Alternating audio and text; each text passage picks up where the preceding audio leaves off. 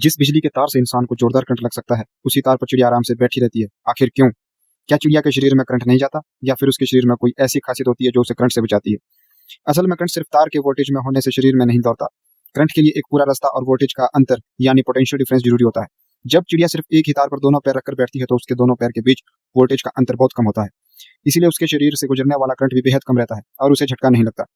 लेकिन सोचिए, अगर चिड़िया एक साथ दो अलग अलग पोटेंशियल वाले तार को छू ले तो तब उसके शरीर के दोनों हिस्सों के बीच वोल्टेज डिफरेंस पैदा हो सकता है और करंट उसके शरीर से होकर गुजर सकता है।